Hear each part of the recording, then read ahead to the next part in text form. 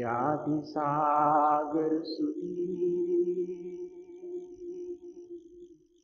जो विद्यादि सागर सुधी गुरु हैं हितैषी, शुद्धात्म में निरत नित्य हितोपदेशी।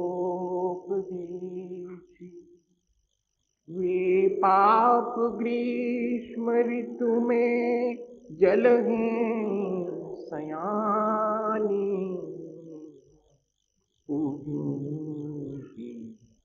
सतत केवल ज्ञान पाने, हैं सतत केवल ज्ञान पाने। बोले भगवान महावीर स्वामी की, अहिंसा धर्म की, आचार्य गुरुवर विद्यासागर मुनि महाराज की।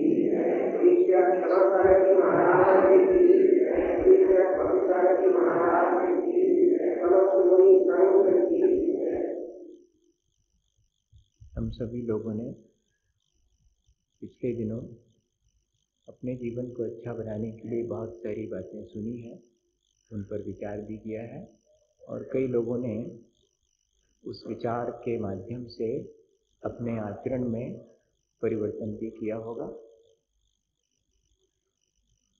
आज हम एक और विचार अपने जीवन में करें।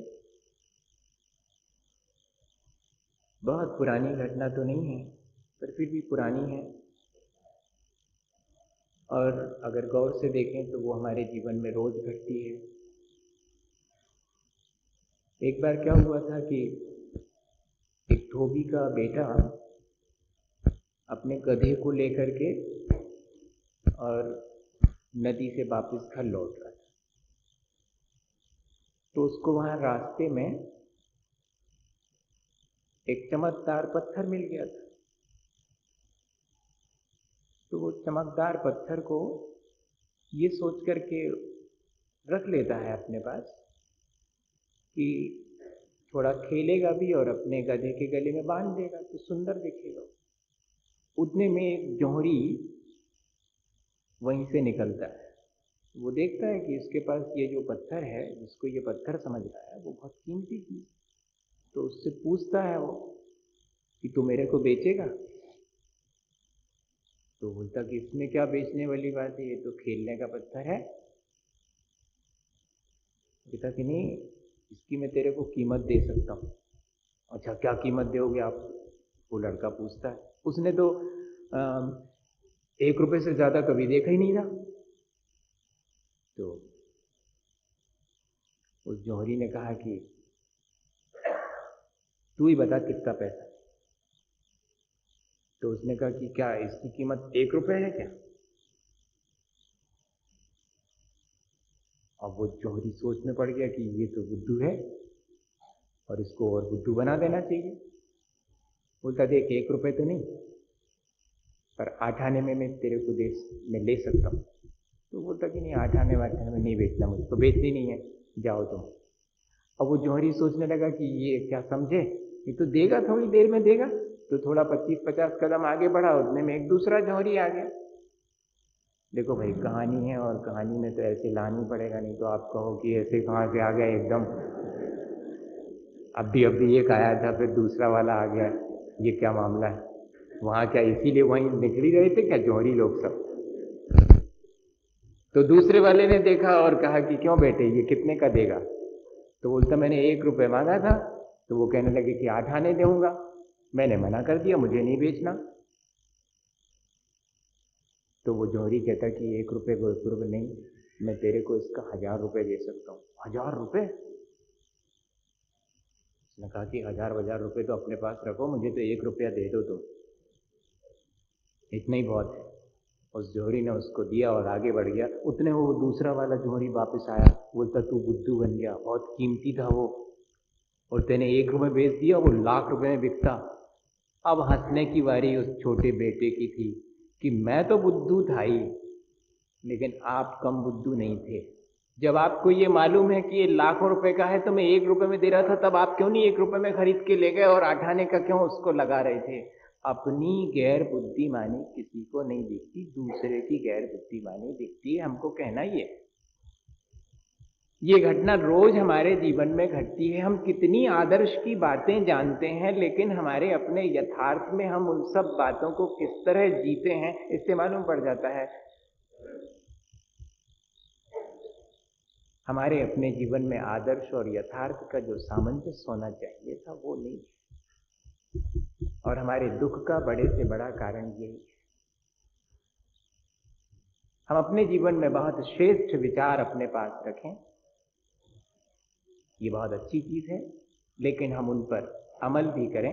जैसे हमारे पास एक बहुत बढ़िया नक्शा हो किसी जगह का, और उसमें रास्ता भी बहुत बढ़िया ढंग से बना हो, लेकिन भैया जैसा उसमें सीधा रास्ता नक्शे बना रहता है, जिंदगी में ठीक वैसा ही रास्ता मिले ऐसा जरूरी नहीं है।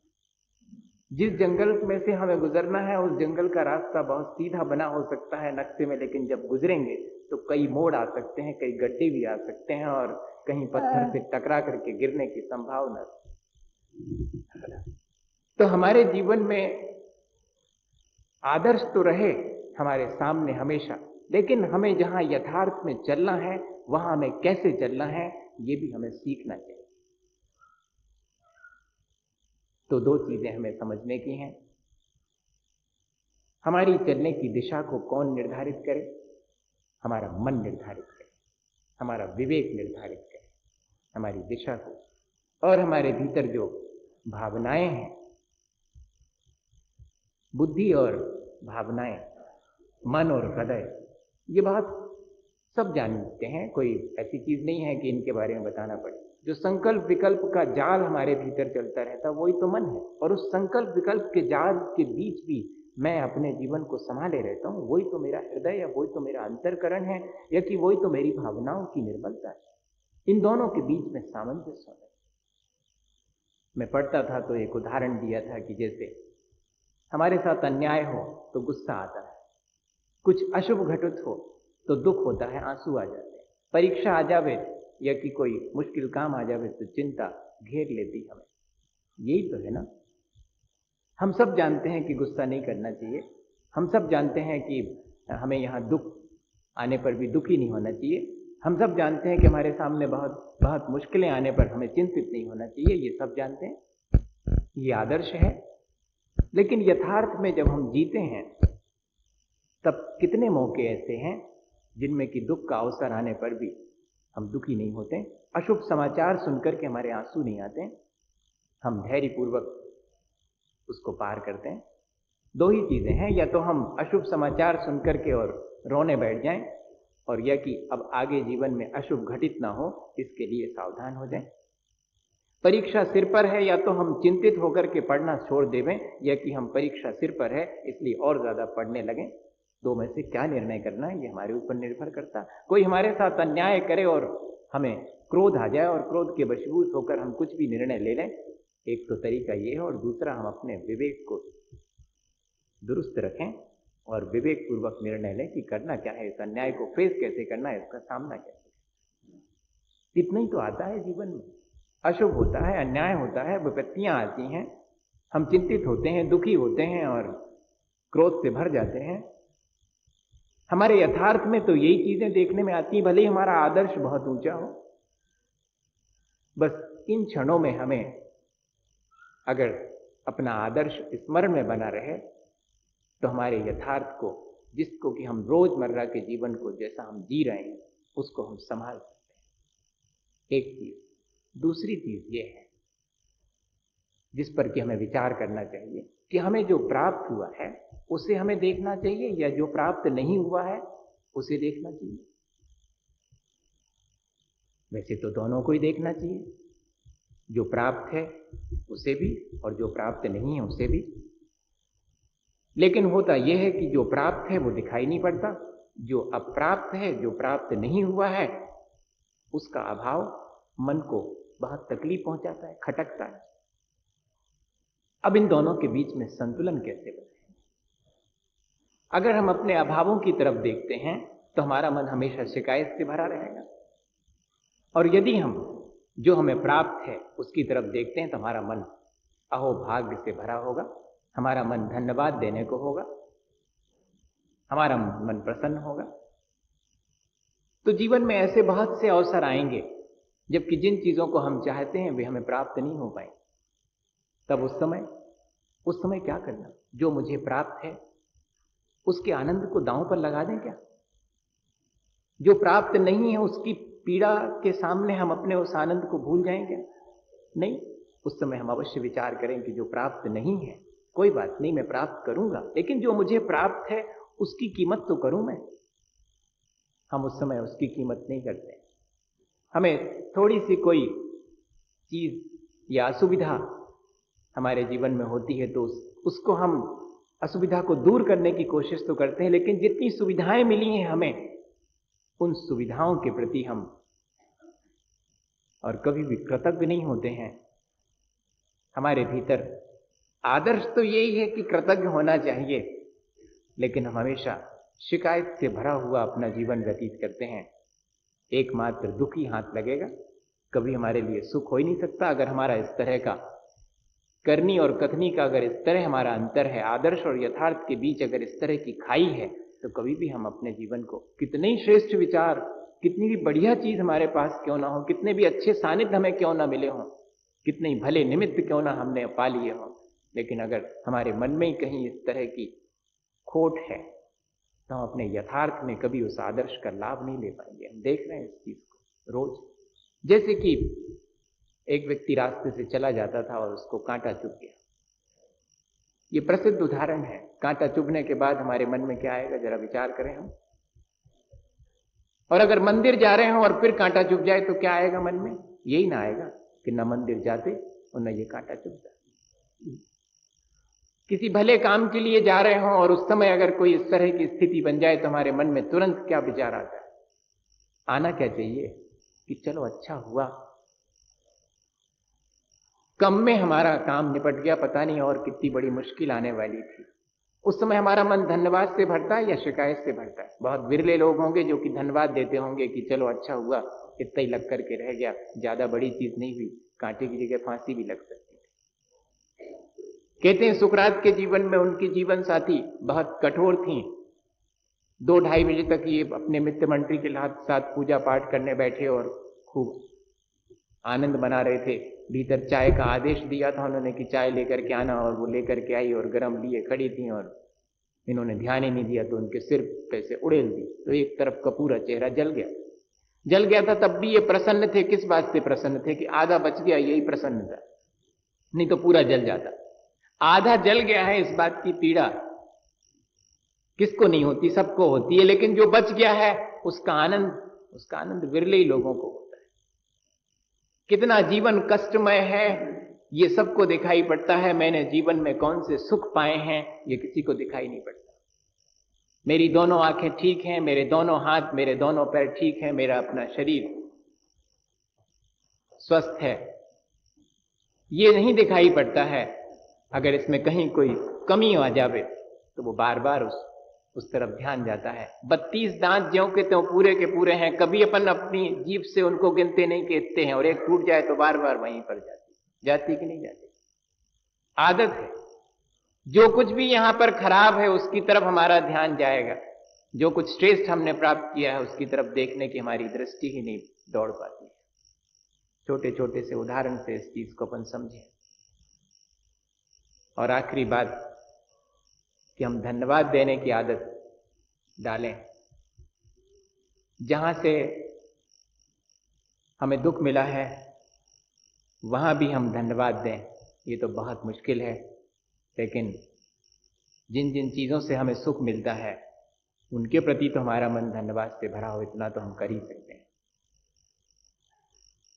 2 छोटे छोटे से उदाहरण हैं। जैसा हम यहां इस संसार में दूसरे को देते हैं, मानिएगा हम वैसा ही वापस पाते हैं। रिटर्न हमें वही होता है। इस पर भी हमें विचार करना चाहिए। तीसरी चीज यही है।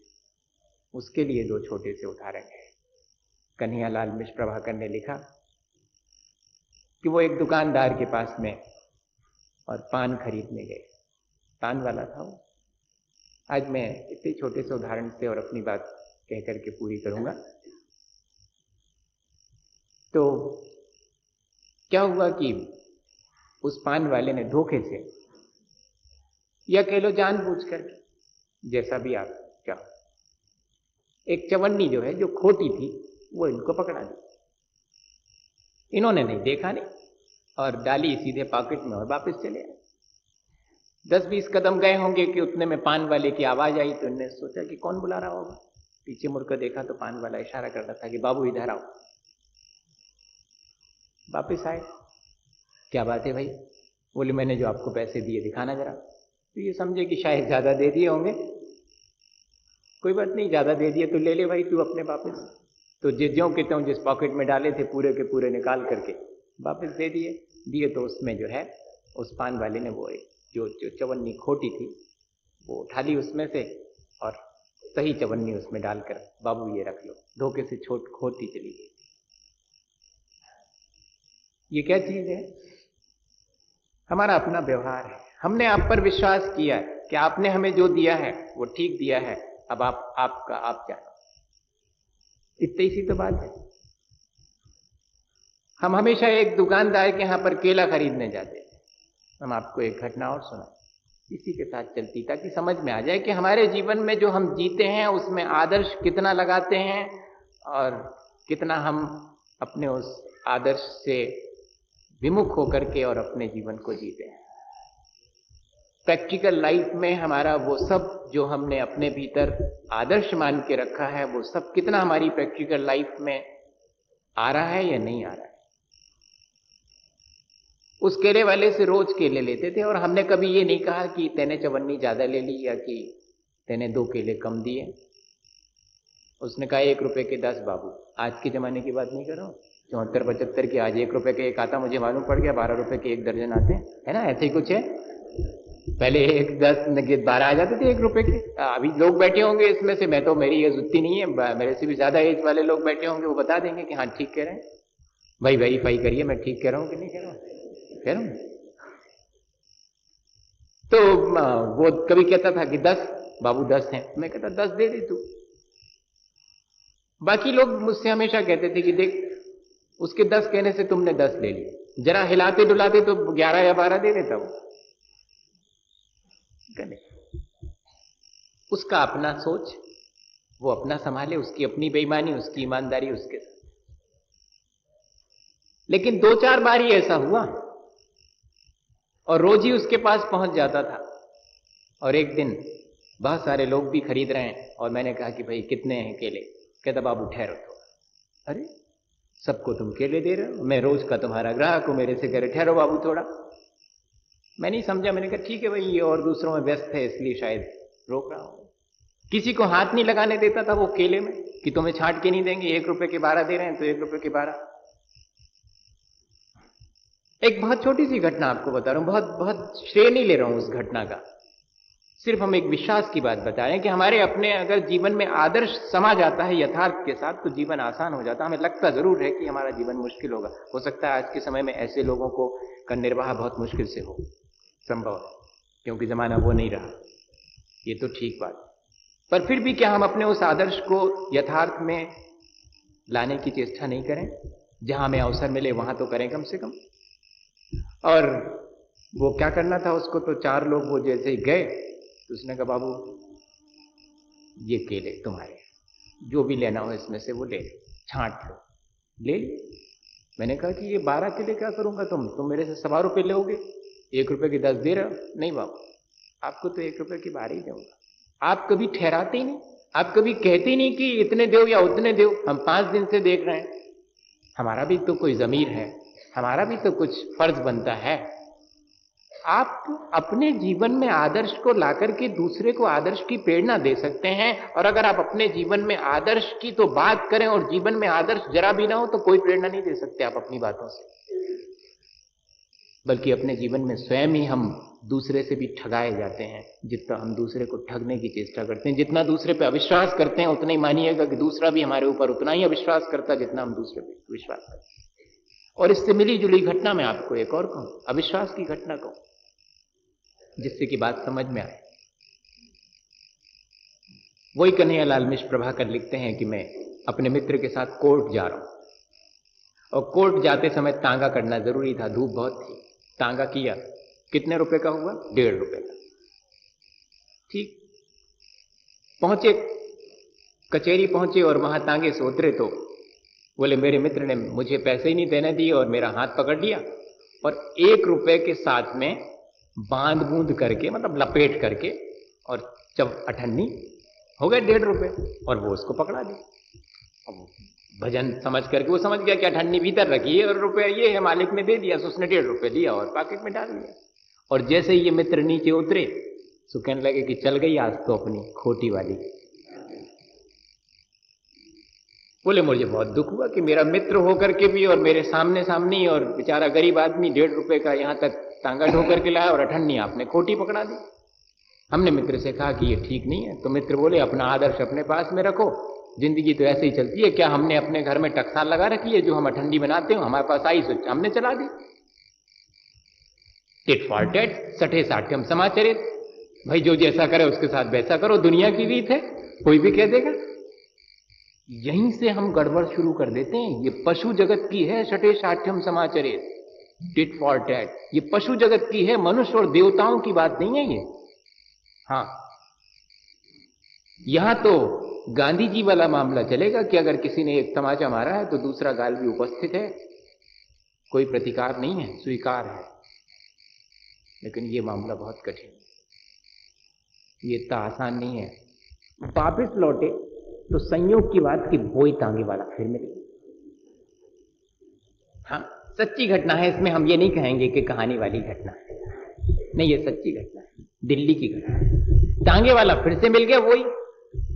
अब जो मित्र थे वो बड़े सक पकाए कि कहीं वो पूछ न धरे कि मालिक आप ही तो हो जिनने खोटी अठन्नी दी थी। लेकिन उसने कुछ नहीं पूछा तो ये बड़े प्रसन्न बैठे। और जब उतरे तो अब की बार इनने अठन्नी वठन्नी तो थी नहीं, इनने 2 रुपए दिए। मामला 1.5 रुपए का था, सबके समझ में आ गया। इनने 2 रुपए दिए तो उसने अठन्नी वापस की। जैसे ही उसने अठन्नी वापस की, इनने कहा ए तुम खोटी अठन्नी वापस कर रहे हैं? कह रहे मालिक हमारे पास भी ऐसा ही आई थी। आप कुछ नहीं बोल सकते, वहीं के वहीं। ठीक है, ये तो घटना वहीं के वहीं मिल गई, लेकिन ऐसा ही रिटर्न होता है बाद को। उसी जीवन में ना हो, अगले जीवन में रिटर्न होता है। हमारा यथार्थ अगर आदर्श से युक्त है तो हमें आदर्श मिलेगा, और अगर हमारा यथार्थ खोट से युक्त है तो अंत में हमें खोट ही मिलने वाली है। ये ध्यान में रखें। इसलिए क्यों नहीं हम अपने जीवन में उस यथार्थ के साथ अपने आदर्श को समन्वित करके, अपनी उस बुद्धि के साथ अपनी भावनाओं की निर्मलता को क्यों नहीं हम समन्वित करके थोड़े से काम निपटाएं। कम से कम ईमानदार लोगों के सामने तो ईमानदार रहें। बेईमान के सामने की बात मैं नहीं कह रहा हूं, उसके सामने भी अगर अपनी आप ईमानदारी बरकरार रख सकें तो बहुत अच्छा है। लेकिन कम से कम एक सरल और सच्चे आदमी को तो बेईमान बनाने की चेष्टा नहीं करें। बेईमान आदमी के सामने भी सरलता से पेश आना, ये तो हमारी अपनी बहुत बड़ी क्वालिटी है। लेकिन आज तो हम ईमानदार आदमी के सामने भी बेईमानी से पेश आते हैं। ये हमारी कितनी बड़ी डिस्क्वालिटी है, इसकी तरफ हमारा ध्यान ही नहीं जाता। भैया ऐसे लोग भी हुए हैं, ऐसी घटना भी है सामने हमारे, जिसमें कि बुरा करने पर भी अच्छा ही रिटर्न किया है। कितनी सारी ऐसी जीवन में, आप अपने जीवन में टटोल करके देखें तो ऐसी घटनाएं घटती होंगी। लेकिन क्या करें, हमको तो कांटे ही चुनने की आदत हो गई है। फूलों के बीच में से भी, भले में से भी हमें बुरा ही चुनने की आदत हो गई हो, तब तो फिर हमारा यथार्थ बिगड़ ही जाएगा, इसमें कोई शक नहीं है। जिंदगी भर जिसने पैर दबाए हों और एक दिन चूक जाए तो मैंने देखा है कि वही पैर उसके सिर पर पड़ता है। ये संसार है, हमें इससे सावधान होना चाहिए। हम कैसा रिटर्न कर रहे हैं? अगर हमारे जीवन में जो कुछ हमने पाया है वो भला है तो हम भला ही क्यों नहीं रिटर्न करते हैं? कभी अगर हमारे साथ बुरा भी होता है तब भी हमारे पास भला इतना होना चाहिए कि हम बुरे के एवज में भी भला ही रिटर्न करें। इसके लिए एक छोटी सी घटना और सुनाता हूं। क्या हुआ, एक राजा था और उसका जो सेवक था वो सेवक क्या था, वो राजा का भाई जैसा था। राजा भी उसे अपना बहुत निकट, जैसे परिवार का एक सदस्य हो, वैसा मानते थे। और जो भी श्रेष्ठ चीज राजा उपयोग करते थे, उतनी श्रेष्ठ तो नहीं, पर जितनी उनसे बनती थी वो सेवक को भी उतनी ही श्रेष्ठ वस्तु देते थे। खाने बैठते थे तो जो बढ़िया चीज स्वयं खाते थे उसका थोड़ा सा हिस्सा उस अपने सेवक को भी देते थे और अपने हाथ से देते थे। बस इतनी ही बात थी कि वो सेवक अपने बचपन से राजा की सुबह से शाम तक सेवा में उपस्थित रहे। एक बार ऐसा हुआ कि राजा का मन हुआ कि जंगल में घूम फिर करके आए। गए वो, उनके साथ कौन जाएगा, सारी सेना के साथ साथ सेवक तो जरूर गया राजा की सेवा के लिए। सैनिक तो कहीं के कहीं भटक गए, पीछे रह गए, सेवक भर साथ में था। घने जंगल में पहुंच गए, भूख बहुत लगी। सेवक से कहा कि भाई कुछ खोजो, भूख तो बहुत लग रही, तुम्हें भी लग रही होगी। बोले हाँ। अचानक देखा कि एक पेड़ पर बहुत सुंदर सा फल लगा हुआ है। जरूरी नहीं है कि जो चीज बाहर से सुंदर दिखाई पड़े वो भीतर से बहुत अच्छी है। जरूरी नहीं है कि जो यथा आदर्श की बहुत अच्छी बातें अपने जीवन में सजो कर रखे हो उसका यथार्थ में जीवन उतना ही अच्छा हो। हम सबके साथ भी यही घटित होता है। और वो फल तोड़ करके वो सेवक ले आया, और जैसा कि हमेशा हुआ करता था कि राजा सबसे पहले जो भी चीज प्राप्त होती थी उसका थोड़ा सा भाग उसे दे देता। तो राजा ने सोचा कि ये मेरा सेवक मेरे साथ है, मेरा सेवक क्या है, मेरा अपना बहुत बड़ा हितैषी है, ये भी भूखा है, पूरा फल तो मैं खाऊंगा ही, एक इसका पीस, जिसको बोलते हैं एक कली है, एक पीस समझ लो, एक टुकड़ा समझ लो, वो एक थोड़ा सा निकाल करके उसको दिया। सेवक ने वो खाया और फिर हाथ बढ़ा दिया राजा की तरफ। राजा को पहली बार ऐसा आश्चर्य हुआ कि कभी भी सेवक ने ऐसा नहीं किया। जो थोड़ा सा दे दिया उसके बाद कभी हाथ नहीं फैलाया। लेकिन आज भूख ज्यादा लगी होगी, भटक गए हम लोग, और ठीक भी है, एक टुकड़ा और। इस तरह से पूरे फल का 1/4 तो दे दिया था, 1/4 और दे दिया। ठीक है, आधा तू खा ले, आधा मैं खा लूंगा। तो दूसरा पीस देने के बाद भी सेवक ने फिर हाथ बढ़ा दिया। अब तो बहुत बहुत मुश्किल में पड़ा कि थोड़े गुस्सा भी आया कि जिंदगी निकल गई मेरी, मैंने इसको हमेशा अच्छा ही किया, इसके बावजूद भी आज ऐसे आड़े समय में, जबकि मैं इतना भूखा हूं, इसका फर्ज तो ये था कि एक भी पीस नहीं खाता और ये कहता कि आप पूरा खा लो, मैं ऐसे ही रह जाऊंगा पानी पी करके। लेकिन ये है कि तीसरा टुकड़ा भी मांग रहा है। अब बचा क्या, एक ही बचा, एक टुकड़ा मेरे लिए खाने के लिए। फिर भी पता नहीं क्या सोच कर के राजा ने वो तीसरी फांक, तीसरा टुकड़ा भी उसे दे दिया। और चौथा टुकड़ा जो बचा था, उसमें से तो कुछ पीस करने की बात नहीं थी, अपने मुंह की तरफ ले जा रहा था। और वो सेवक जो है हाथ आगे बढ़ाकर उस चौथे टुकड़े को भी जब छीनने लगा तो राजा को गुस्सा आ गया। उसे धक्का दे दिया, और धक्का देकर के वो टुकड़ा जैसे ही अपने मुंह में डाला तो डाला क्या था, वो तो विष था, थू थू करते हुए। और राजा लोटपोट हो गया वहीं पर कि क्या मामला है, इतना कड़वा, इतना विषाक्त फल।